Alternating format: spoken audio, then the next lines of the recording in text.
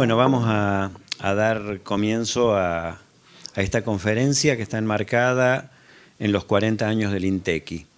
No es casual que hayamos invitado a Eduardo, porque el INTECI se relaciona directamente con muchas de las ideas que ha venido pregonando a lo largo de su trayectoria Eduardo Borkin, a quien hoy tenemos aquí presente. Estos 40 años son importantes para el INTECI desde muchos puntos de vista, pero quizás el más relevante de todos es el de celebrar esta especie de renacimiento en la idea madre o idea maestra que le da origen. El INTECI es un instituto de tecnología química, donde convergen en armonía, superando viejas discusiones o falsas antagonías, las ciencias básicas y los desarrollos tecnológicos en una transición gradual, sin necesidad de escalones. Una discusión que pudo haber sido relevante en su momento, pero que no fue saldada, sino por esta otra capacidad que tenemos que tener de pensar holísticamente entre lo que escribimos en la introducción de un paper y lo que puede ser una conclusión que se eslabone en una propuesta. Quienes desarrollaron conocimiento matemático o conocimiento físico en su momento al respecto de grandes teorías, seguramente no pensaron que en su aplicación tecnológica original esté la raíz del celular, por ejemplo, ¿no? O la geoposición. Y así tantísimos ejemplos habría donde es inútil cualquier discusión antagónica al respecto. Y el INTECI se nutre y se ha enriquecido en todo este tiempo de aquellos orígenes que hacían mención a que más importante que una persona era tener una idea fuerza que te mueva, la idea que motorizó la creación de institutos como el INTECI a lo largo del país, y el enriquecimiento posterior que tuvo cuando se incorporaron los grupos de química orgánica y de química inorgánica al instituto, que nos siguen dando un fundamento o la necesidad, lo sabe la gente que ha trabajado conmigo, que siempre estar pensando en que estamos pensando algo tecnológico que tiene que ver con lo que decimos en la introducción, para qué estudiamos esto, de una tesis, de un plan, de un paper, y luego la dificultad para ponerlo en relieve de pensar los problemas en términos tecnológicos. Por eso, esta parte la voy a leer, invitamos a Eduardo, que hoy es miembro del directorio de ITEC. Ustedes saben que ITEC es quizás el emprendimiento más relevante de una política nacional que hoy tiene la Argentina, junto con otras instituciones más antiguas, como Comisión Nacional de Energía Atómica y otros emprendimientos alrededor de la industria satelital.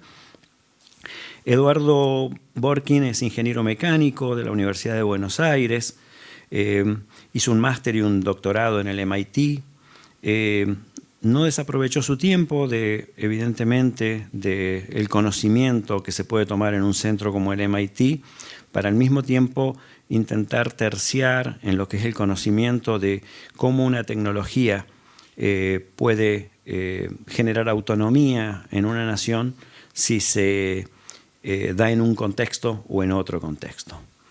Nosotros, uno de los problemas grandes que tenemos cuando salimos al exterior es decontextualizar y volver a contextualizar en un contexto de país dependiente como el nuestro, de país rico en materias primas con bajos niveles de industrialización, y volver a repensar lo que es una estructura capitalista en los países centrales con una estructura capitalista en un país periférico. Entonces, desde allí hay que pensar y repensar qué lugar nos vamos dando para que lo que queremos hacer tenga un éxito. Es como cuando planeamos ir hasta la cumbre de una determinada montaña. Si va a ser frío, nos ponemos la ropa adecuada, el calzado adecuado. Esto es lo mismo, hay que pensarlo. Eso no le ha impedido a Eduardo ser galardonado con múltiples premios, como, entre otras cosas, profesor emérito de la Universidad de Buenos Aires, ganador de premios CONEX, un montón de premios más, no lo voy a nombrar, tengo un montón de cosas, realmente es una persona muy, muy premiada, Pero lo más importante que quiero resaltar es que sus logros académicos tienen un equivalente en sus aportes a una discusión central del sistema científico y tecnológico argentino, que es ciencia y tecnología y su relación con un proyecto de nación. Creo que es, cuando lo hablé con él para que viniera, es lo más importante quizás que nos motorizaba. Eso no quita que haya sido una persona de activa participación en el ámbito privado, por ejemplo, tuvo su participación en la actual ASINDAR o TECHIN, relativa, por ejemplo, al desarrollo de los tubos sin costuras, indispensables para ciertas partes del proceso de la industria extractiva petrolera, o que haya trabajado de cerca proyectos de envergadura nacional relacionados con satélites y que nos enorgullecen en la Argentina a todos. Pero también compartir alguna idea, y en esto me cuelgo de su saco, de pensar, de testar ciertas palabras como emprendedurismo, por ejemplo, que parecen inocuas, parecen palabras simples, modernas, muy nuevas, modernas sería viejas ya, posmodernas, y en realidad esconden una carga ideológica monstruosa. Sobre todo la carga ideológica más grande que plantean es el individualismo por encima del trabajo colectivo y los proyectos conjuntos. Y ninguna nación se desarrolla si no tiene grandes proyectos nacionales. Y la Argentina, sus casos de éxito, los dio cuando tuvo grandes proyectos nacionales. Cuando había que desarrollar una tecnología de pronto que pueda acompañar una decisión política relacionada, por ejemplo, a qué tipo de producción energética nuclear íbamos a tener. Y eso implica toda una cadena que va desde la tecnología de los materiales para los tubos de refrigeración y de intercambio de calor hasta obtener agua pesada, y no por eso renunciar a seguir teniendo uranio enriquecido u otras cosas por el estilo. Entonces, detrás de cada una de esas grandes decisiones, hoy la Argentina enfrenta desafíos similares. Detrás de 2 megaproyectos extractivistas que sí o sí requieren del sistema científico articulados en una política nacional si queremos que no sean parte de un fracaso, sino sean parte de un futuro venturoso, como es el caso del litio o el gas y el petróleo de esquistos. Entonces, trabajar allí no es menor. De hecho, Eduardo trabaja en ITEC, donde hoy hemos estado charlando. La primera etapa ha sido muy fuerte en la empresa creada entre el CONICET e YPF, respecto al upstream, y uno que trabaja en el otro lado, en los catalizadores, desea que ojalá tomen las decisiones de ir por el downstream. Aunque a veces esas decisiones no son siempre económicas, y ahí viene la importancia de contextualizarlas. Nosotros tenemos gente de metalurgia en nuestro instituto que sabe muy bien que Australia y Corea no extraen litio de espodumenos porque sea más rentable que hacerlo de un salar, sino porque es una visión estratégica y de autonomía y de proyecto de nación. Siguen haciendo algo que es caro porque les conviene y porque no quieren depender de otros. O sea, las miradas en el mundo se siguen tomando detrás de visiones estratégicas, no solamente una planilla matemática que tiene siempre una trampa. Es ¿dónde está el límite? ¿Hasta dónde corriste el límite para hacer el balance? Y como los que hacemos ingeniería nos gusta hacer balances, sabemos que ahí en el balance puede haber trampa. Entonces, quiero mencionar, y pueden comprar en un libro viejo ya, que seguramente necesitará de algunas actualizaciones, Eduardo, de Editorial Coligüe. Recién le comentaba que se lo consigue a 3.800, 3.900 pesos, que es ¿qué ciencia quiere el país? Y fundamentalmente discutir estas cosas. Entonces, Eduardo es una persona que defiende en esta obra la centralidad de los estados para construir como articuladores de desarrollos tecnológicos y científicos en el país. Y en la Argentina tenemos muchas condiciones para hacerlo porque tenemos una gran red institucional en el CONICET y en las universidades públicas y también en muchas universidades privadas recientemente, donde el CONICET también articula como para construir estas propuestas en red. O sea, no equivocarnos en el análisis de que federalismo sea fragmentar la red. Federalismo puede ser respetar los derechos de las partes que intervienen, la distribución geográfica, la ocupación territorial, pero también tener en cuenta que no nos podemos dar el lujo de desaprovechar y de gastar de más, replicar lo que no podemos replicar y sin sentido cuando podemos articularnos en red.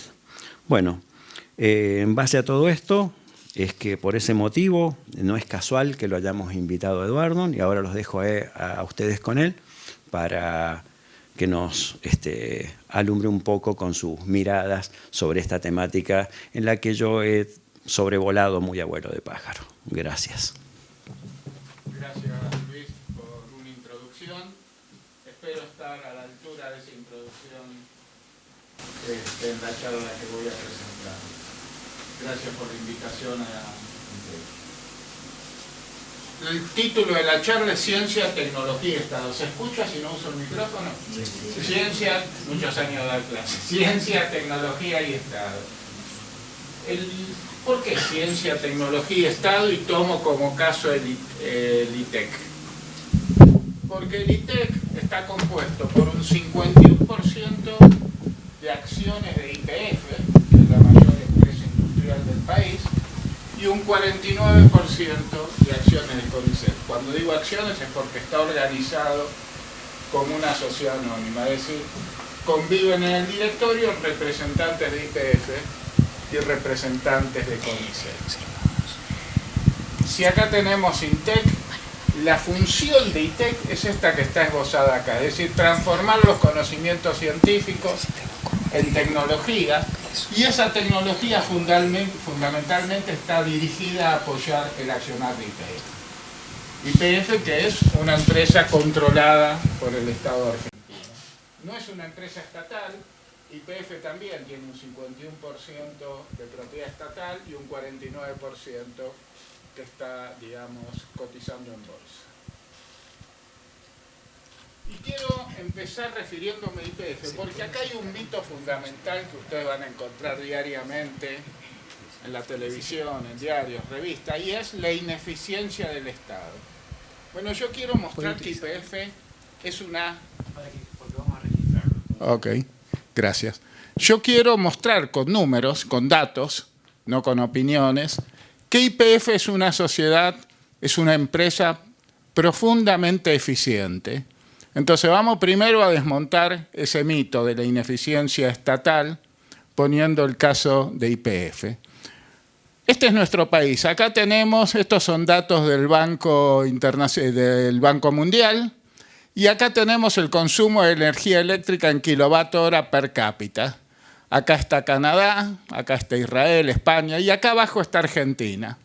Es decir, también contra mucho de lo que se ha escrito, opinado, dicho, Argentina no es un país que tiene demasiada energía porque se mal usa la energía poniendo aparatos de aire acondicionado, televisión. No, Argentina es un país pobre en el uso de energía, es decir, usamos poca energía per cápita y la energía per cápita está ligada directamente con el estándar de vida, con qué cosas tiene cada persona en su casa. Otro tema interesante y que nos favorece es la matriz energética argentina. Fíjense, tenemos de gas en el 2000 54%, en el 2010 54%, en el 2020 54%, en el 2021 52%. Esto es petróleo, que está entre 30 y 32%, y el resto son otras energías primarias. ¿Por qué digo que nos favorece? Y porque estamos entrando en lo que se llama la transición energética. Es decir, la idea es producir cada vez menos dióxido de carbono, y no es una idea altruista para un país como la Argentina, porque no sé si lo traje hoy, pero hay gráficos que muestran cuánto contribuimos desde la Argentina a las emisiones de dióxido de carbono en todo el mundo. Poquísimo. Es decir, no nos pongamos nerviosos, no estamos perjudicando al mundo. ¿Y entonces por qué queremos controlar las emisiones de dióxido de carbono? Porque una empresa como YPF, que necesita cotizar en la Bolsa de Nueva York, su acción cae si no logra demostrar que trabaja para controlar las emisiones de dióxido de carbono. Entonces, tener como país una matriz energética basada en el gas es importante por esto. Acá tenemos las emisiones de dióxido de carbono en la combustión de lignito, antracita, fuel oil, gasoil, gas. Y de todas las emisiones y de todos los combustibles que podemos usar, el gas es el que produce menos emisión de dióxido de carbono por unidad de energía generada y por otro lado no emite gases contaminantes diversos. Es decir, el gas es considerado hoy, no solo en la Argentina, sino internacionalmente, un combustible de transición. No es el fin tener gas, pero por ejemplo, analizando los 18.000 colectivos que hay en el ámbito metropolitano de Buenos Aires, en el AMBA, si esos colectivos pensásemos en transformarlos en colectivos eléctricos rápidamente, los problemas serían infinitos, ¿no? Imagínense en un sistema de distribución eléctrica como el del AMBA, totalmente estresado, que de repente pongamos a cargar diariamente o 2 veces por día 18.000 colectivos, el sistema colapsa. Pero sí podemos pensar, lo mismo con hidrógeno, pero sí podemos pensar en transformarlo en colectivos de gas, no como la solución última para los problemas de emisión de dióxido de carbono, pero sino como una transición hacia el control de las emisiones. Vamos a ver dónde está YPF. En metros cúbicos de petróleo, de todos los metros cúbicos de petróleo que se produce en la Argentina, YPF sola tiene el 47.4%. De todo el gas que se produce en la Argentina, YPF tiene el 27.4%, es decir, bastante menos. Y del total de pozos perforados por año, en el 2022 se perforaron 771 pozos, 39,8%. Hay un tema que es importante y lo vamos a volver sobre ese tema. La producción de gas hoy en Vaca Muerta está aplastada, controlada, porque el gasoducto Néstor Kirchner va a entrar en funcionamiento recién el 9 de julio. Y sin ese gasoducto no se puede sacar más gas de Vaca Muerta. No porque el gas no esté, sino porque no hay cómo sacarlo de Vaca Muerta. Un problema complejísimo.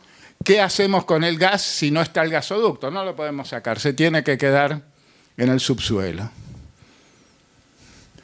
Petróleo y gas. Tenemos el petróleo y gas convencional, que es el que está en los pozos de gas en Chubut, en Mendoza, etc. Para hacer un ejemplo muy práctico, es como tomar una esponja con un líquido y sacar ese líquido clavando en el medio de la esponja un sorbete, una pajita, y sale. Sale porque está con poros interconectados que me permiten al fluido llegar hasta ahí, a la bomba de extracción de petróleo. En Vaca Muerta eso no pasa porque el fluido, porque la roca, perdón, no es una roca que tiene alta porosidad ni alta permeabilidad. Entonces, para sacar el petróleo y el gas de Vaca Muerta, lo que se llama el shale o la roca madre, tenemos que fracturarla. Fracturarla para abrir caminos por los que pueda salir el petróleo y el gas. Esto es lo que se llama el no convencional, que trabaja con la fractura hidráulica. Es decir, la metodología de fractura es inyectar agua a presión con arena. ¿La arena para qué? Yo inyecto el agua a presión y abro una fractura. Si no tuviese arena, cuando bajo la presión para empezar a producir, la fractura se cierra. La arena es la que está apuntalando la fractura para que no se cierre. Perdón. Y el otro tema que va a ser probablemente una segunda Vaca Muerta es el offshore. Es decir, YPF está comenzando a un pozo exploratorio en el Océano Atlántico y la verdad que todas esas figuras que vemos en las ONG de chicos empetrolados en la costa de Mar del Plata, de contaminación visual que metieron la arena y lo que veo es una plataforma petrolera. Los pozos del sistema CAN, de la cuenca CAN, están a 300 kilómetros de la costa, nadie ve una plataforma petrolera a 300 kilómetros. Y por otro lado, se hizo un estudio del régimen de corrientes que hay en esa zona, y si bien se hace todo lo posible porque no haya un derrame, si hubiese un derrame no vendría nunca sobre las costas argentinas. Así que bueno, ese es otro tema. En el shale, Vaca Muerta, es la segunda reserva mundial de gas y la cuarta de petróleo. Y cuando se acabe Vaca Muerta, de acá a 20, 30 años, sí todavía sigue siendo una civilización basada en el petróleo, asumiendo que todavía el petróleo sea un combustible que nos interesa. Está en Palermo Aike, en Santa Cruz, que es otra estructura geológica semejante a Vaca Muerta, y está Los Molles, que es una estructura geológica abajo de Vaca Muerta, es decir, a mayor profundidad, que también tiene las propiedades de Vaca Muerta. De todas maneras, todo esto es discutible. ¿Seguiremos usando petróleo más de 30 años? Bueno, eso es un tema que habría que discutir y sobre el que hay que hacer futurología. El proceso de extracción petrolera es el upstream, el midstream y el downstream. El upstream es la extracción de petróleo, el midstream es el transporte del petróleo, gas, y el downstream son las refinerías, La Plata, Luján de Cuyo, etc. La gran obra que se va a inaugurar dentro de unos días corresponde al midstream y es el gasoducto Néstor Kirchner. Simplemente algunos números. Las ventas, revenues, las ventas, esto es en los diferentes años. Las ventas de YPF, fíjense que se van incrementando. Tenemos los combustibles, el gas natural y otras ventas. Las ganancias de YPF se van incrementando. El CAPEX, es decir, la inversión que hace anualmente YPF se van incrementando. ¿Por qué nos interesa que aumenten las ganancias? Y nos interesa que aumenten las ganancias porque sube la posibilidad de YPF de hacer más inversiones. Insisto, una empresa estatal cuyo CAPEX, es decir, cuya inversión de capital en equipos y maquinarias va aumentando año a año. YPF produce 233.000 barriles de petróleo por día, 37 millones de metros cúbicos por día. La producción petrolera, el 99,7% está en el mercado interno y en el gas natural se exporta un 7%. Estos números van a cambiar. Ya está hecho un oleoducto que va a Chile, por el que se va a exportar petróleo crudo a Chile, y está hecho un oleoducto que va a Bolivia, por el que se va a exportar petróleo crudo a Bolivia. Otro tema importante es que de todas las explotaciones petroleras que tiene YPF, la que menos dióxido de carbono emite es precisamente Vaca Muerta. ¿Por qué emite menos? Y por la modernidad de los equipos. Es decir, porque se está trabajando con equipos mucho más modernos que en el convencional. YPF tiene 100 años de antigüedad. No digo que se estén usando los equipos que se usaban hace 100 años, pero claramente los equipos del convencional, que fue el primer tipo de yacimientos que se explotó, son mucho más antiguos. De hecho, para el 2030, YPF ha expresado públicamente que Vaca Muerta va a ser neutra en emisiones de dióxido de carbono. Esta es una curva que realmente a todo aquel que dice que el Estado es ineficiente habría que mostrársela. Y este es el costo del completamiento de pozos. Fíjense, acá en azul es YPF.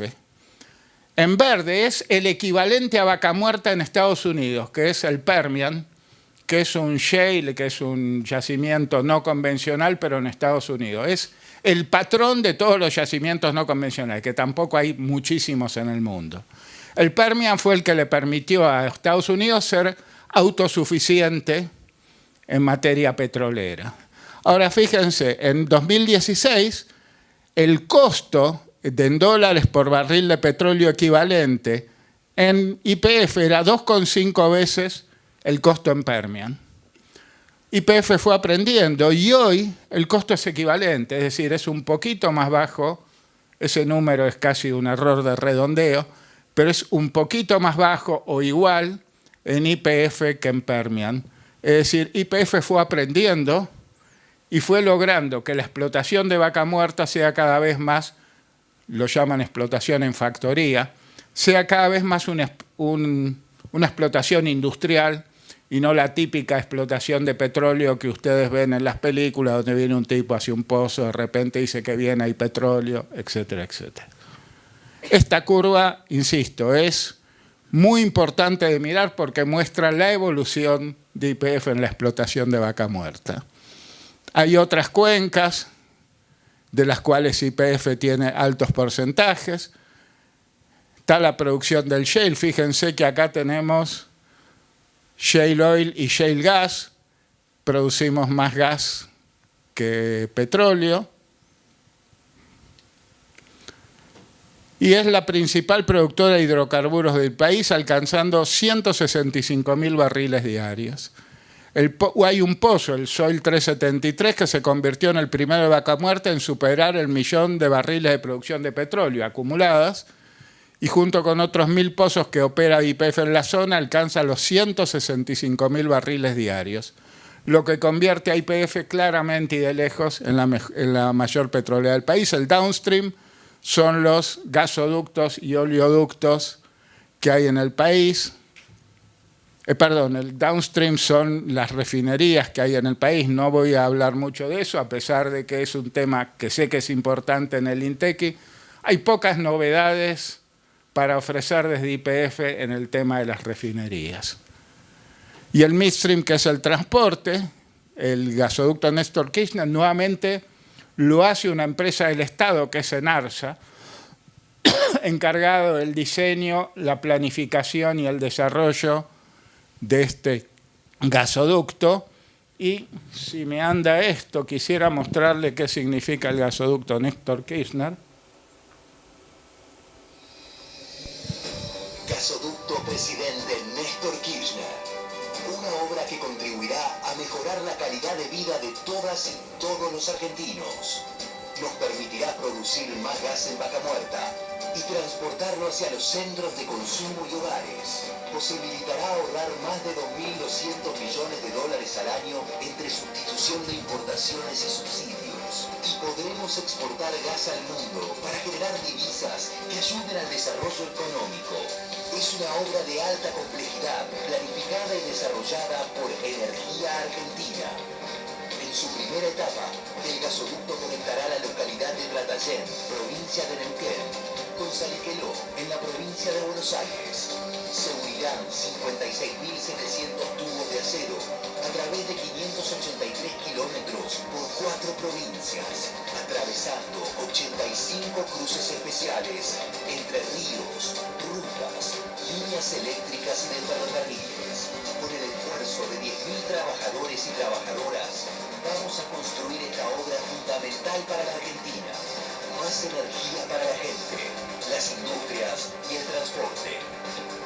Gasoducto Presidente Néstor Kirchner. Bueno, cuando dice que se ahorran 2.200 millones de dólares al año, tengamos presente que hoy, cuando encendemos el gas en nuestras casas, estamos usando gas que importamos en forma de gas natural licuado, y que hay barcos gasificadores que transforman ese gas natural licuado en gas que se inyecta en las líneas. Es decir, vamos a poder bajar la cantidad de gas que Argentina está importando, que es un peso enorme sobre la economía argentina. Pero va a haber mucho más que esto. Es decir, la etapa 1 es el gasoducto Tratayén-Saliqueló. Obras complementarias son obras de bombeo, etcétera, y hay una etapa 2 que es un gasoducto desde Saliqueló a San Jerónimo en Santa Fe con cañería de 36 pulgadas. Inicialmente la capacidad de transporte del gasoducto va a ser de 11 millones de metros cúbicos, pero con la puesta en actividad de las plantas compresoras se duplicará en pocas semanas. Es decir, el 9 de julio, cuando arranque, va a ser capaz de transportar 11 millones de metros cúbicos, y en pocas semanas va a ir a 22 millones de metros cúbicos. eso significa que todavía vamos a tener que seguir importando gas licuado, pero en mucha menor proporción. El otro tema es la producción de GNL. Y acá sí que la balanza energética argentina va a pasar a ser positivo. Es decir, hay un acuerdo de YPF con Petronas, que es una compañía malaya, por el cual se van a hacer fábricas, son fábricas en definitiva, pero se va a generar GNL en el país. La primera planta va a estar en Bahía Blanca, con lo que se va a construir para que esté la planta en Bahía Blanca, un gasoducto que va desde Vaca Muerta a Bahía Blanca. Ese gasoducto va a llevar el gas a Bahía Blanca.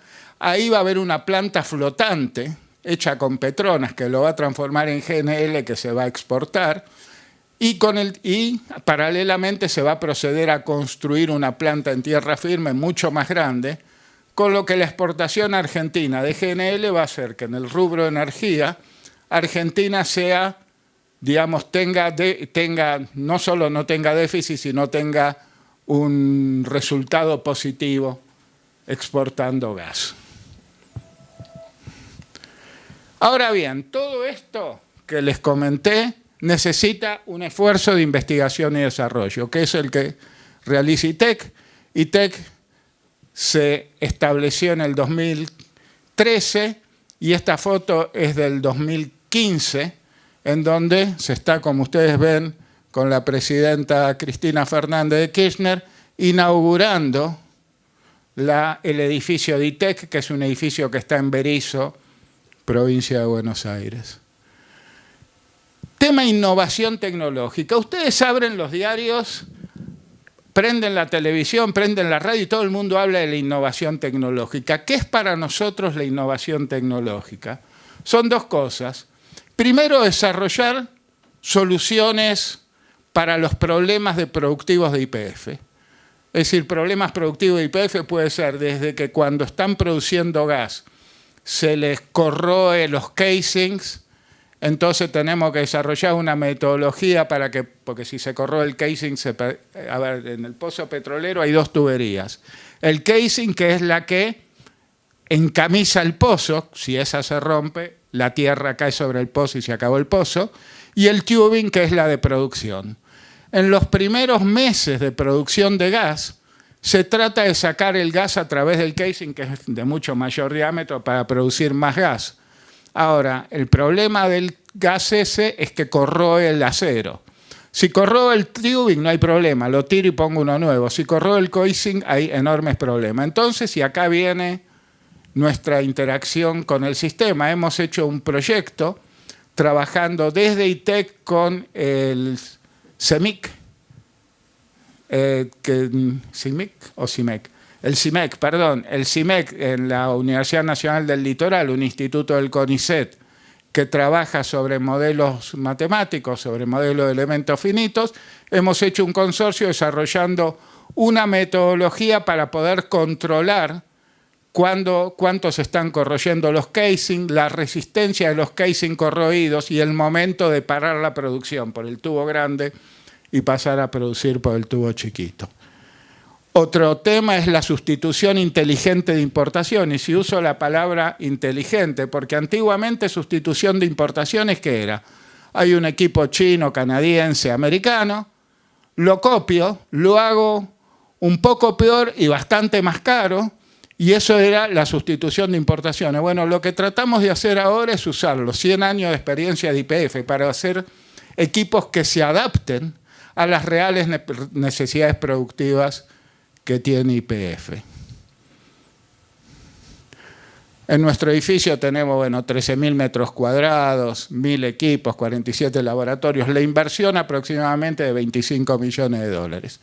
El personal de ITEC, somos 266 personas, o al menos cuando hice esta transparencia, éramos 200, qué nombre viejo, transparencia, cuando hice esta pantalla, éramos 266 personas, 66 con doctorados, 34 con posgrados, 125 con grado universitario, 41 técnicos a nivel medio. Somos una estructura flaca en el sentido de que 219 investigadores y analistas de laboratorio y solamente 47 personas como personal de staff. Otro tema que YPF impulsa mucho es la proporción de mujeres. Nosotros tenemos un 36% de mujeres. Es poco, pero si se lo compara con una facultad de ingeniería, por ejemplo, es muy grande. Es un número que está permanentemente creciendo. Nuestra relación con el CONICET. Hay 24 investigadores de CONICET con lugar de trabajo en ITEC. ¿Eso qué significa? Los investigadores del CONICET cobran su sueldo de CONICET y cobran una productividad del lado de ITEC. Hay 27 CPAs con lugar de trabajo en ITEC, 34 becas de doctorado y postdoctorado cofinanciadas por ITEC y el CONICET. Este número es importante. Hay 30 institutos de CONICET que trabajan sobre proyectos con convenios técnicos específicos, sobre proyectos que necesita o que requiere ITEC. Lo que hace un total de 133 investigadores técnicos y becarios del CONICET que trabajan fuera de nuestro edificio en problemas que requiere ITEC. Y este es un número que pretendemos que siga creciendo permanentemente. Trabajamos en red. Acá está ITEC, acá está YPF, acá está el CONICET. En rojo o bordó pongo el flujo de conocimientos científicos y en verde el flujo de tecnologías. Pero también trabajamos con empresas tecnológicas, por ejemplo, INVAP. Tenemos mucho trabajo desarrollándose con INVAP, después les voy a dar algún ejemplo. Por ejemplo, universidades extranjeras, trabajamos algunos proyectos con MIT, algunos proyectos con Fraunhofer, etc. Trabajamos con universidades locales, prácticamente con todas las universidades locales. Nuestro socio prioritario muchas veces es la Universidad Nacional de La Plata por un problema de cercanía, porque muchos temas, como por ejemplo las baterías de litio que hemos crecido a partir del INIFTA, que está ahí, que es nuestro vecino. Tenemos socios tecnológicos, empresas pymes. ¿Por qué? Y porque nosotros los desarrollos que hacemos no somos una fábrica, no los podemos fabricar internamente. Entonces esas empresas pymes toman nuestros proyectos, los desarrollan y se los pueden vender a YPF o a la empresa, a la empresa petrolera que se los quiera comprar. Y trabajamos temas con el gobierno nacional, temas que nos encarga el gobierno para desarrollar. ¿Cómo estamos organizados? Y este es un tema que merece que nos detengamos un segundo. La vieja organización de ITEC y de cualquier empresa de tecnología, como es también ITEC, era una organización matricial, es decir, teníamos en las columnas las áreas de conocimiento, química, física, control, modelos matemáticos, y en horizontal, por ejemplo, podría ser al revés, y en horizontal los proyectos. Entonces un proyecto dado requiere aportes de química, requiere aportes de control, requiere aportes de modelos matemáticos. Eso tenía dos problemas. El primero era la falta de foco de la gente que trabajaba. Es decir, cada investigador, cada tecnólogo, en la nomenclatura ITEC, a la gente que trabaja dentro de ITEC del CONICET lo llaman investigadores y a la gente que trabaja en ITEC pero no es CONICET lo llamamos tecnólogos. Es una nomenclatura que aborrezco porque establece una diferencia dentro de un equipo de trabajo entre los investigadores y tecnólogos. Si bien la preocupación es que ganen lo mismo a fin de mes, bueno, hay cosas que van mucho más allá del sueldo que se pueden llevar y son temas de prestigio, etcétera, etcétera. Estoy trabajando para que todos sean investigadores tecnológicos, pero ustedes saben que estas cosas son terriblemente difíciles de modificar. Entonces, había poco foco. Cada persona trabajaba en una multiplicidad de proyectos. Había poca responsabilidad sobre un proyecto. Che, ¿por qué este proyecto está atrasado? ¿Y por qué los de química no me pasaron el resultado? Digo química porque estoy en el INTECI, pero también podría ser los de modelos matemáticos no me pasaron los resultados necesarios, etc. Entonces tomamos una organización que propagandiza mucho en sus libros Mariana Mazzucato, que es una economista que trabaja en Inglaterra, que es la organización por misiones. Entonces hemos dividido a la gente en misiones. Por ejemplo, tenemos la misión combustibles, que trabaja centrado en el tema combustibles, la comparación de los combustibles de Infinia, de YPF, contra algún combustible de Shell o de Axion, etcétera, etcétera. Tenemos químicos innovadores para el gas y petróleo. Acá se han desarrollado, por ejemplo, lo que se ha desarrollado ahí son fluidos de perforación, que es un fluido que es un 90% agua y tiene un 10% un cierto polímero diluido en el polímero. Se han desarrollado nanodesemulsionantes. Esto es para desemulsionar la mezcla de petróleo y gas y recuperar más petróleo. Y esos nanodesemulsionantes se basan en el uso de grafeno. Entonces hemos instalado también en ITEC una planta de producción de grafeno por métodos electroquímicos. Es decir, tenemos una plantita que estamos expandiendo de producción de grafeno. Agricultura innovadora. YPF Agro es una especie de estación de servicio en que van la gente que tiene producciones agropecuarias. YPF les vende gasoil, ellos le pagan el gasoil con granos, YPF exporta los granos. Como método de colaborar con esa producción agraria, estamos desarrollando temas que tratan de hacer un campo más sustentable, es decir,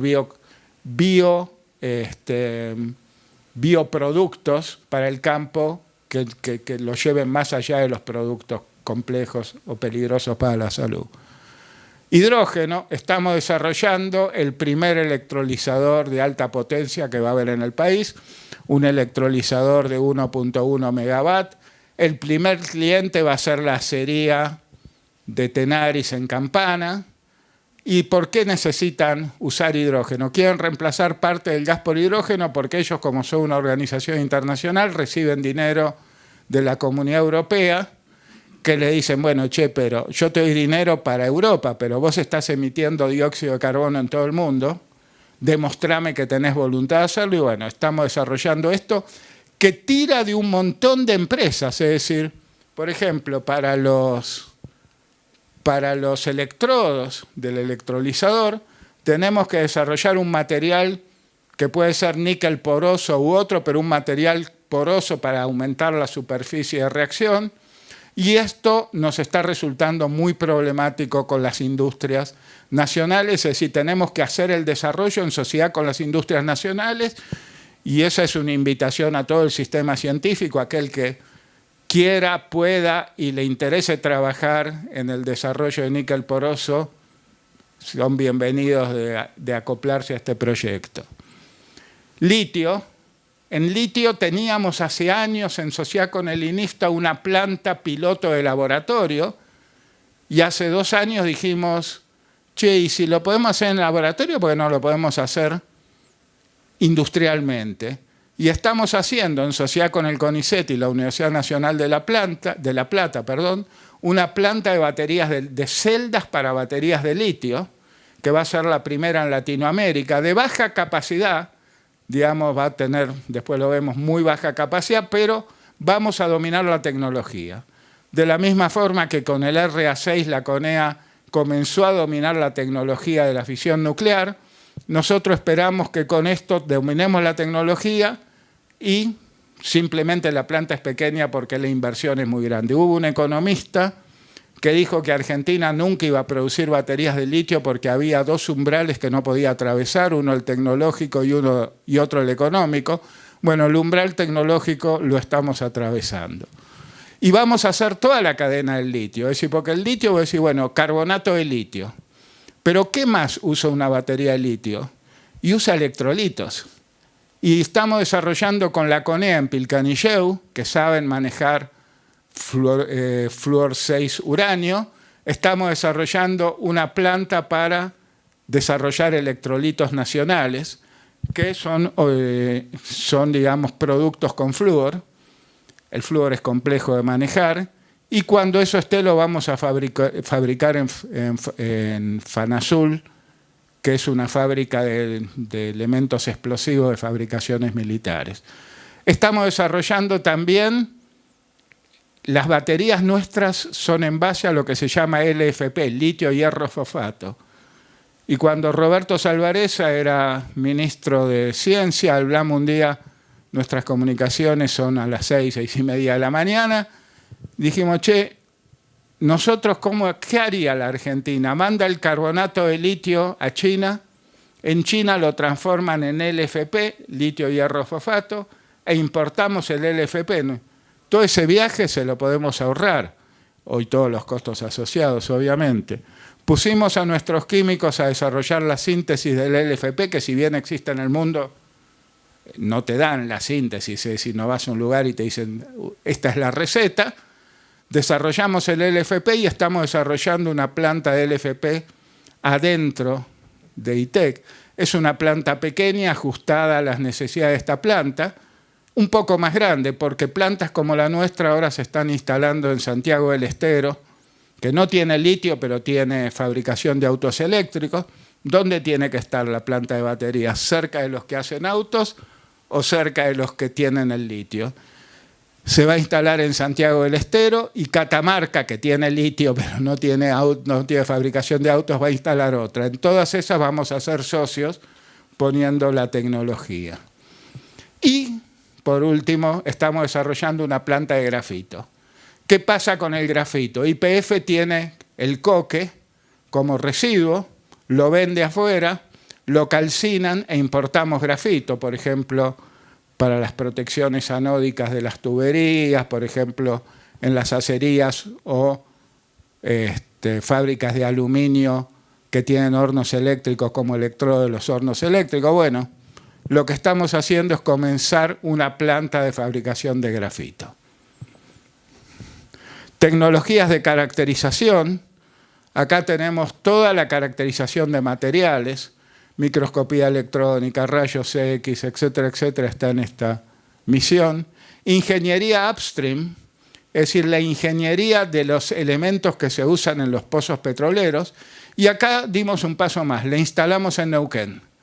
Es decir, en Neuquén estamos instalando el grupo que va a trabajar en ingeniería upstream con grandes dificultades. Porque nuestra idea no es mudar gente desde Buenos Aires o La Plata a Neuquén, sino trabajar con gente de la Universidad del Comahue, con la Universidad Nacional, con la Universidad Tecnológica Nacional que está en Plaza Winkle, etcétera, etcétera. Entonces, estamos trabajando con ellos ahí.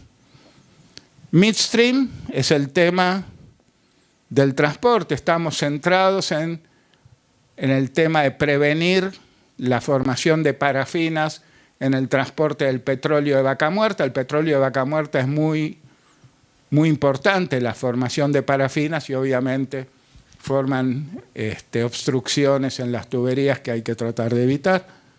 Ambiente. La industria petrolera tiene como tema un problema ambiental, siempre.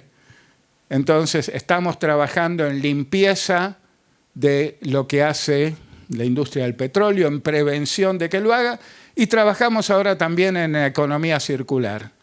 Es decir, por ejemplo, hay un proyecto grande que estamos desarrollando que es la reutilización del aceite de cocina usado, no para volver a hacer aceite, que es algo que está legalmente prohibido, pero se hace, sino para sustraer todo el aceite usado de los que producen aceite de segundas marcas para producir combustibles en base a ese aceite de combustible usado. Tecnologías de subsuelo, ahí trabajamos fundamentalmente en mecánica de rocas y en el tema de la fractura hidráulica, más CCUS, que es Carbon Capture, Utilization and Storage, que son nuestros programas para captura de dióxido de carbono, y ahí podemos hacer dos cosas. Una es mandarlo a una formación geológica y que se quede ahí, y la otra es utilizarlo para fines útiles, por eso la U.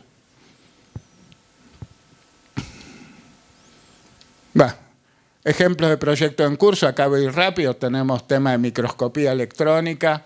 Acá el que dirige el laboratorio, nuestro principal consejero en microscopía electrónica, es un investigador superior del CONICET que estaba en Balseiro y vino a trabajar con nosotros.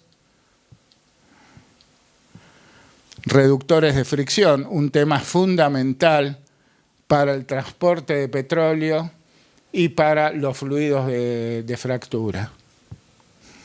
Captura y almacenamiento geológico. Realizamos junto con la Universidad Nacional del Sur, YPF, la Universidad Nacional de Río Negro, un mapa geológico argentino, identificando las zonas en donde es posible almacenar dióxido de carbono. Participamos en un proyecto europeo, Dis2Store, que fundamentalmente trabaja ese tema. Herramientas inteligentes para la inspección de ductos. Esto fue un programa, fíjense, Argentina, si tiene que inspeccionar un gasoducto, lo que hace es contrata a una empresa alemana que viene con un aparato que es una especie de torpedo que se mete adentro del gasoducto, tiene imanes permanentes por los que imanta el gasoducto y tiene detectores por efecto Hall que toman, digamos, la señal de magnetismo. ¿Qué pasa? Si el tubo está perfecto, si el gasoducto está perfecto, todo el flujo magnético corre a través del tubo, pero si hay fisuras, si hay diferencias de espesor, si hay óxido, sale afuera del tubo y ahí lo identifican estos detectores por efecto Hall. Y después trabajamos también con INVAP en el diseño mecánico de esto y con el CIMEC de Santa Fe en transformar esa señal magnética en una señal mecánica. Es decir, cuando yo veo que el flujo magnético que corre por afuera del tubo tiene tal forma, logramos identificarlo muy fácilmente, muy laboriosamente. Tomamos cantidad enorme de defectos, modelamos con modelos de elementos finitos qué tipo de flujo produciría disperso y después cuando tenemos un flujo disperso real tomamos todos nuestros modelos, lo proyectamos sobre cada uno de ellos y obviamente nos centramos en aquel que dio la mayor proyección. Esto es lo que estamos desarrollando con INVAP, este aparato, y fíjense ustedes que esto le producía a la Argentina un gasto de aproximadamente 15 millones de dólares al año. No es, mirando los números del presupuesto nacional, no es para que nadie diga solucionaron un problema argentino, pero sí pudimos enganchar a interesarse en el asunto a las distribuidoras de gas como TGN y TGS, porque hay un problema de disponibilidad. Es decir, si yo cada vez que necesito analizar un gasoducto tengo que pedir que me metan en un avión uno de estos chanchos, que por ahí está siendo usado en Arabia Saudita, hay que esperar que se termine de usar, que lo lleven hasta Alemania, que lo ajusten, que lo metan en un avión.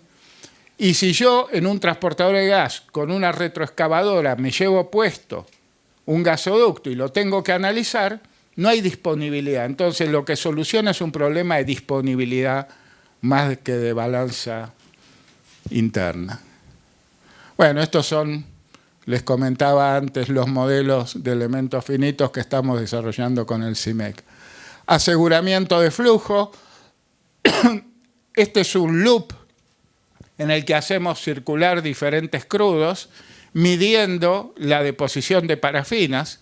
Ahora, como en realidad los que tienen este problema son los crudos de vaca muerta, y no tiene sentido que lo tengamos instalado en La Plata, entonces esto lo estamos instalando en la Universidad Tecnológica Nacional de Plaza Huíncul para usarlo directamente in situ, es decir, no necesitamos que el petróleo venga a La Plata, lo observemos ahí y el resultado se lo mandemos por mail a Neuquén. Estamos trabajando con esto en inhibidores de parafina, reductores de fricción. Esto es el loop que estamos armando ahora en Plaza Huíncul. En ambiente tenemos problemas, por ejemplo, este es un tema muy fuerte en el que estamos trabajando, que es equipos de nanoburbujas, que inyectan burbujas nano de oxígeno o en algunos casos de aire, para tratar, digamos, lugares en donde el agua está contaminada de hidrocarburos, básicamente quemando los hidrocarburos. Servicios de subsuelo.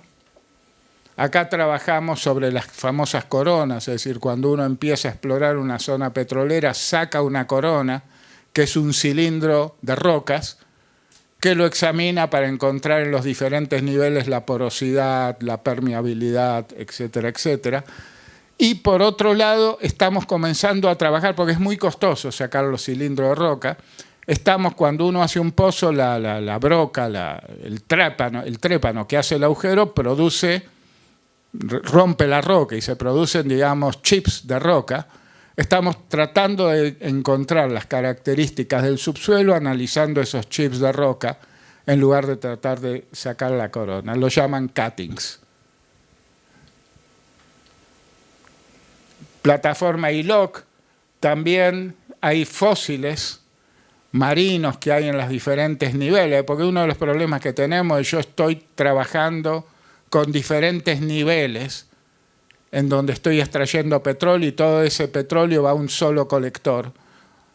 ¿Cómo sé cuál es el principal productor y cuáles son los productores secundarios? Un tema que a YPF le interesa mucho porque va a volver a tratar de sacar petróleo del que es el nivel que tiene la mayor producción. Bueno, cada nivel está caracterizado por fósiles marinos que quedaron hace millones de años probablemente ahí, entonces también se trabaja sobre eso.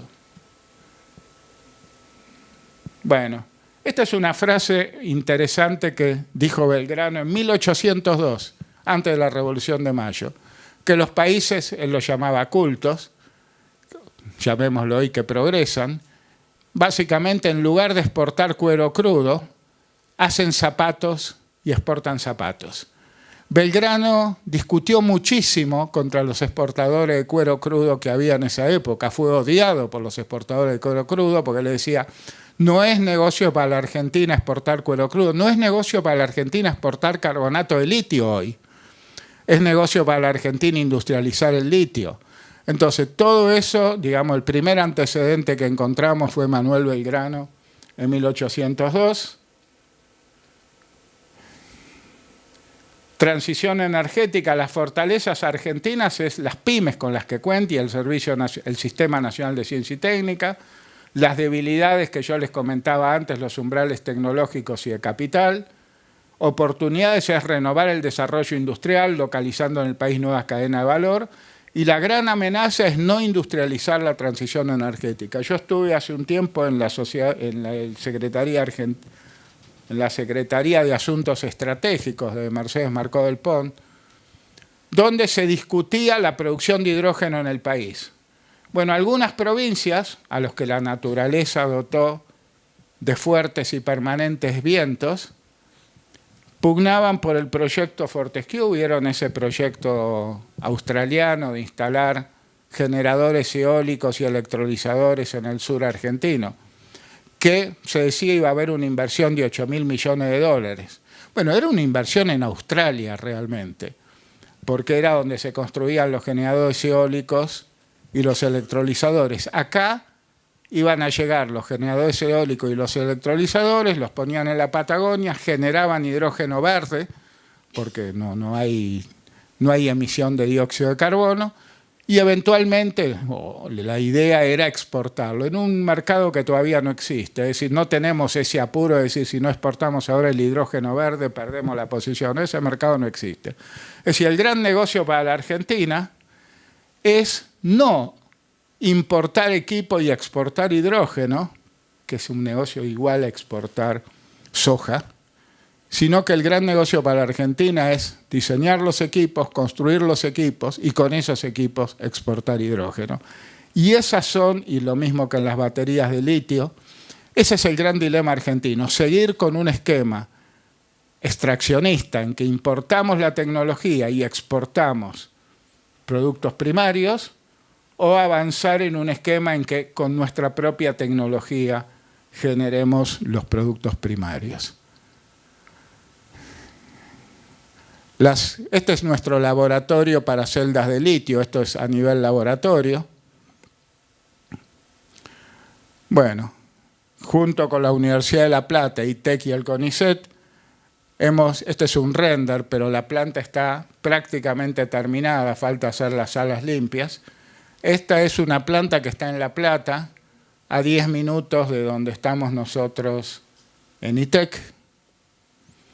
Ahí hubo aportes de dinero, el Ministerio de Ciencia y Tecnología, de ITEC, de la Universidad de La Plata, de ITEC y de la Universidad de La Plata. Los costos, esta planta, la inversión en capital fue de 2,5 millones de dólares. El predio y la obra civil son aportados por la Universidad Nacional de La Plata, que es un costo muy grande. También la Universidad de La Plata pagó un cable de energía que va desde La Plata hasta esta instalación industrial, lo que también es un costo cercano al $1.000.000, en pesos, pero cercano al $1.000.000. El OPEX, es decir, el costo de funcionamiento, se va a basar en baterías, en el pago de esas baterías, y vamos a hacer las baterías y las vamos a vender claramente. Los primeros que nos van a comprar es el Ministerio de Defensa, la provincia de Buenos Aires, etc. Y un tema interesante que no debe ser descartado, para la planta de baterías de litio, hicimos con la Universidad de La Plata una escuela para operarios de baterías de litio, en que jóvenes de la zona que tenían un grado técnico, primero hicieron un curso de operarios industriales y después hicieron un curso de operarios industriales especializados en baterías de litio. Y de esos tomamos a los que van a operar esta planta. Esto es nuestra producción. Vamos a producir, trabajando en un turno, que vamos a comenzar trabajando en un turno claramente, 300 celdas por día, en 2 turnos 540, no hay regla de 3, porque para pasar de 1 a 2 turnos en el medio tenés que limpiar las bateas, tenés que limpiar los rodillos, etc. Y trabajando en 3 turnos, 780 celdas por día. La producción en megawatt hora por año, es decir, una batería, su capacidad se mide en megawatt hora de almacenamiento, va a ser 5, 9 y 13. Para dar una idea, un colectivo urbano lleva baterías de 0,3 megawatts, es decir, 5 megawatt hora por año, dividido 0,3 son equipar unos 16 colectivos. El objetivo no es equipar colectivos, pero estoy dando un ejemplo. Y una vivienda de 4 habitaciones lleva 13,5 kilowatt, no megawatt hora por año, así que son unas cuantas viviendas que podemos equipar. De todas maneras, esta es una planta para tener la tecnología, no para ser la gran planta que pueda competir con Oriente, claramente. Bueno, lo que le decía antes, toda la cadena del litio, estamos apoyando también, y acá viene el tema del agua y el litio. El litio es los lugares donde se produce litio, o donde se extrae salmuera para producir carbonato de litio, seamos precisos, son consumidores de agua. Entre otras cosas porque cuando estoy bombeando salmuera, creo una depresión. Si hay agua dulce, por los alrededores, que no hay mucha, esa agua dulce por la depresión es arrastrada hacia el salar. ¿Se entiende? Hago una depresión, el agua dulce es arrastrada hacia el salar y convertimos agua dulce en agua salada, lo que es un problema, lo que es un real problema en lugares como La Puna, donde no hay agua. Hace falta un contrato social para hacerlo, es decir, nosotros tenemos que hacer 2 cosas. La primera, que es la que ya estamos haciendo, y en este sentido estamos siguiendo lo que hizo Chile con el salar de Antofagasta, haciendo un modelo hidrogeológico del salar, donde estén consideradas las cuencas que aportan agua al salar, las lluvias que aportan agua al salar, que no son muchas en esa zona, pero no son ceros, la extracción de salmuera, la reinyección de agua en el salar, etc. Es decir, entender y poder demostrar cuánto estamos utilizando de agua para producir litio. El otro tema, mucho más lejano en el tiempo, pero importante, es ¿cómo se produce hoy el carbonato de litio? Yo saco salmuera, hago unos inmensos piletones en donde lo dejo evaporar al agua, son los métodos evaporativos, para ir concentrando el carbonato de litio, la salmuera, y con esa salmuera concentrada produzco el carbonato de litio. Bueno, eso consume muchísima agua. Eso hace que los salares más pequeños no sean explotables, porque no tengo lugar para meter los piletones. Y la mala noticia es que las provincias productoras de litio ya concesionaron todos los salares importantes del país. YPF hizo una empresa nueva que es YPF Litio, pero no tiene salares, porque está buscando salares, pero no es obvio conseguir salares en la Argentina, están todos concesionados. Entonces, el método de extracción directa de litio permitirá utilizar salares más pequeños, pero por otro lado, podemos trabajar junto con Bolivia, porque Bolivia tiene un problema en el salar de Uyuni, y es que tiene alto contenido de magnesio.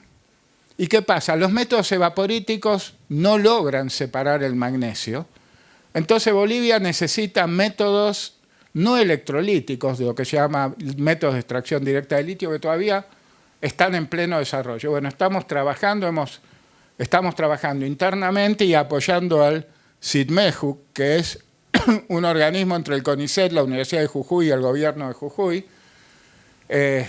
para trabajar en esto. En el CIDMEJU están tratando de usar una metodología electroquímica que no está dando resultados porque el consumo de energía es muy grande en comparación a lo que se va a hacer o a las ventajas que tiene. Y un último temita. Fíjense cómo hacen las fábricas de China. Producen las celdas con una tolerancia bajísima, pero una vez que las produjeron, las dividen en paquetes, en aquellas que son aproximadamente idénticas. Para hacer, porque si yo en una batería tengo celdas un poco diferentes, se establecen corrientes de cortocircuito que me perjudican y me disminuyen la vida útil. Ahora bien, si nosotros con una planta tan chiquita hacemos eso, chao, nos quedamos sin nada. Tendríamos un montón de pilitas en cada una con una celda. Entonces estamos tratando de compensar la diferencia entre celdas con una investigadora de CONICET que está trabajando con nosotros mediante la electrónica del BMS, que es el Battery Management System. Lo llamamos BMS inteligente. Bueno, hasta acá es lo que les quería presentar. Gracias.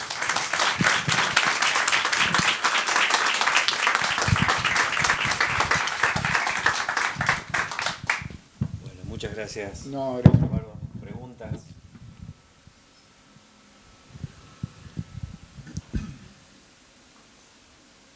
Yo para empezar, entonces, ¿cómo hacen nuestros recientemente doctorados, digamos, para aplicar a ITEC? Sí, si son, a ver, puede ser recientemente doctorado y está haciendo un postdoc. Nosotros tenemos, junto con el CONICET, tenemos becas postdoctorales abiertas en que cualquiera se puede presentar. El único requisito es, obviamente, presentarse para alguno de los temas que estamos manejando en ITEC, ¿no? Pero sí, en eso, digamos, no tenemos... Te diría, todo tiene límites para los economistas, pero no tenemos límites. Para los doctorados es lo mismo, o sea, ¿tienen algún convenio? ¿Para los? Doctorados, ¿se pueden hacer algo con La Plata, por ejemplo? Nosotros tenemos doctorandos de la Universidad Nacional de La Plata, de la UBA y de otras universidades. Sí, sí, sí. La verdad sea dicha, acá como en cualquier lugar del mundo, los investigadores prefieren tener postdocs y no doctorandos. Eso es un tema más o menos obvio, pero sí tenemos lugar para doctorandos.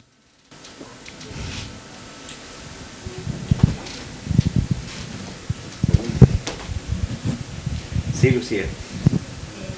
Sí, ¿por qué usan el LFP y no si han pensado en usar el LMO? Sí, es una pregunta interesante.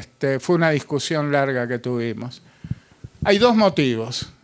El primero es que el LFP es intrínsecamente más seguro. Si vos mirás la explosión del monopatín, creo que era en 11, que murieron un montón de personas, y las tablets que explotaron en algún avión y se incendiaron, el LFP ese problema no lo tiene, primer tema. El segundo problema es que realmente vimos que estaba más al alcance de nuestra capacidad tecnológica que las otras. Y el último tema es que el LFP no usa, digamos, minerales que no haya en la Argentina. Lo que te estoy diciendo no es del todo cierto, porque el hierro, el sulfato de hierro que usamos por ahora lo tenemos que importar de Brasil, pero podría producirse en la Argentina. Tratamos de usar el hierro esponja que tienen las acerías eléctricas de Acindar y de Tenar y no nos resultó, pero bueno, seguimos intentando.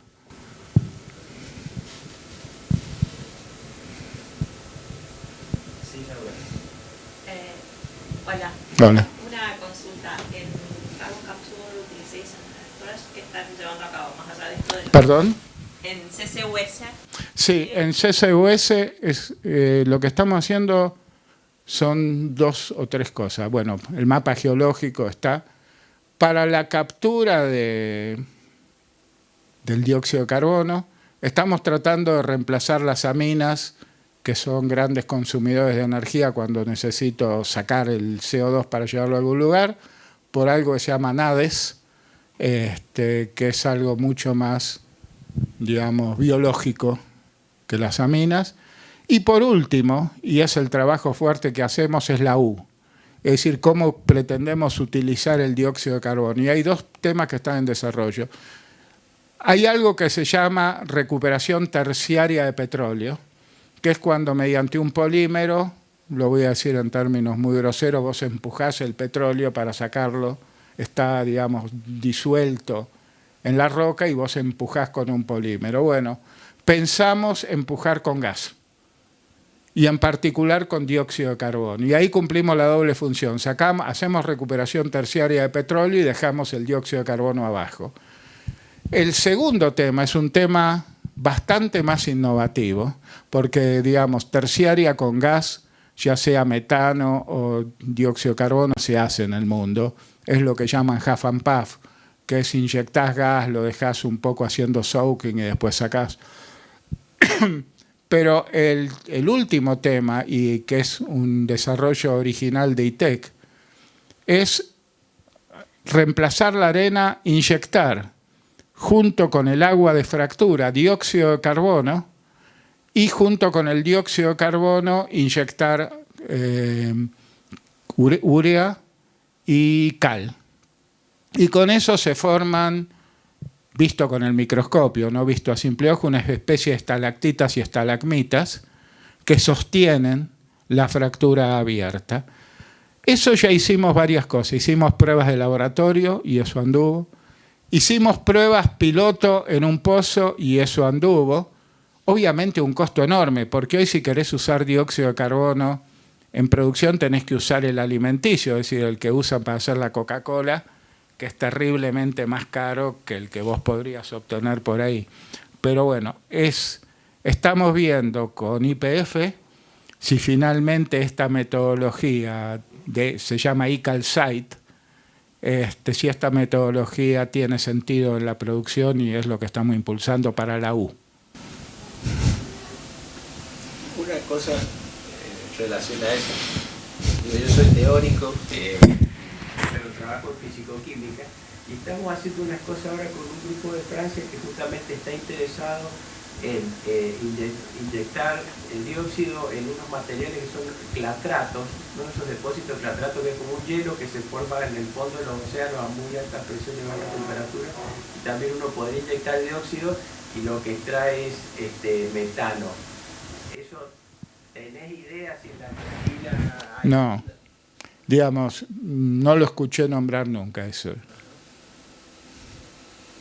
Sí, que todo el metano que hay en el fondo del mar nos mataría si sale. Claro, el metano es otro proyecto que no estamos dando, dicho poco académicamente, pie con bola, porque YPF tiene de repente lo que llama pozos aislados. Es decir, va a explorar un lugar, hace un pozo, y ese pozo tiene parte de petróleo, parte de gas. El petróleo es útil, y digamos, es un pozo exploratorio, pero el gas, ese pozo va a estar lejos de un gasoducto. ¿Y qué haces con el gas? En Neuquén hoy está prohibido ventearlo. Está prohibido también hacer flaring, es decir, hacer una antorcha y quemarlo. Entonces hemos trabajado con algunos institutos y planteo también el tema, cómo podemos ese metano no es que, digamos, no se puede ni ventear ni quemar, ¿cómo lo podemos almacenar de alguna forma? Una de las formas es instalar en boca de pozo una planta de GNL pequeña, pero eso tiene un costo altísimo. Es decir, no termina, YPF dice, bueno, YPF terminaría pagando demasiado por eso. Entonces, bueno, ese es un tema, ¿qué hacer para capturar el metano de los pozos aislados? Eduardo, en ese tema, bueno, ya falleció el doctor Sgravlich, se hicieron tesis cuando ese grupo todavía, que es el grupo del INFAP, que estaba en el INTECI, relativas a la captura de metano, almacenamientos a baja presión y la desorción posterior, digamos, rellenos porosos, medios porosos de absorción. La tesis de Liliana Mentasti y otras más. Tengo una pregunta parecida relativa a esto. Hoy el mundo tiene un problema serio con el helio. El mayor productor de helio del mundo es Rusia y está en guerra y es un tema. ¿Hay algún proyecto de ITEC relativa a recuperar el helio del gas de esquistos? No, no hay un proyecto. Sí hubo una búsqueda digamos, de fuentes de helio que resultó bastante negativa. De eso que vos me decías antes, de los medios porosos para almacenar metano, hay una investigadora de Buenos Aires, Silvia Goyanes, que tuvo un proyecto con Karim Zapak, creo que es de San Luis, y ese medio poroso que era bueno para almacenar hidrógeno terminó no siendo bueno para almacenar metano. Y otro tema que cuando se descubrió el gas de shale, planteó una nueva perspectiva en la industria petroquímica, era el reformado seco de metano, porque ya viene con una carga de dióxido que no habría que agregarle el shale. ¿Eso también lo tienen en el radar o no lo han...? No, en reformado lo que hicimos es hacer análisis junto con la CONEA para la PIAP. Es la planta industrial de agua pesada en Arroyito, Río Negro. La PIAP tiene 2 reactores que producen amoníaco. Porque, bueno, el amoníaco en el proceso de agua pesada, yo eso lo explico no soy químico, lo explico muy rápidamente, se descompone y después hay que volverlo a componer. La idea era usar uno de los reactores para producir amoníaco y el otro reactor para producir el amoníaco que necesita la PIAP. Es decir, uno para amoníaco comercial y el otro para el de la PIAP. El tema es que el comercial, por ahí tenía más sentido producir un amoníaco azul, es decir, capturar el dióxido de carbono, y el proyecto es técnicamente factible. El único problema es sacar el amoníaco desde Río Negro y llevarlo a la costa si lo vas a exportar, porque el ferrocarril que va de Río Negro a la costa no es un ferrocarril adecuado para esto, habría que cambiarle los rieles, habría que agregar máquinas, habría que hacer, según me dijeron, no es que yo haya hecho el número, una inversión de unos 700 millones de dólares y no hay quien la haga. ¿Tienen alguna pregunta? Sí, a mí me gustaría saber qué tipo de bioproductos y cuáles son las tecnologías de química verde o de biotecnología que están usando en la línea. Mira, en el tema agro, que es donde seguramente a lo que te referís, están desarrollando unos bioestimulantes, unos ¿cómo se llaman? Cuando pones para fertilizar, unos biofertilizantes verdes, pero no te sé decir detalles sobre ese tema. Eso, si querés, te pongo en contacto con la persona que dirige la misión agro. Y ahí viene otro tema, Eduardo, porque las misiones, nosotros hemos participado en la de hidrógeno, por ejemplo. ¿Cómo se hace para participar? Porque tenemos muchas capacidades y no todas se hacen públicas. Hay un problema de federalismo grave y también le toca a ITEC. Cuando hemos participado, estamos ahí, los que están en La Plata están al lado y los que estamos lejos, estamos lejos. No ha sido fácil, incluso tuvimos algún inconveniente que yo ya te comenté.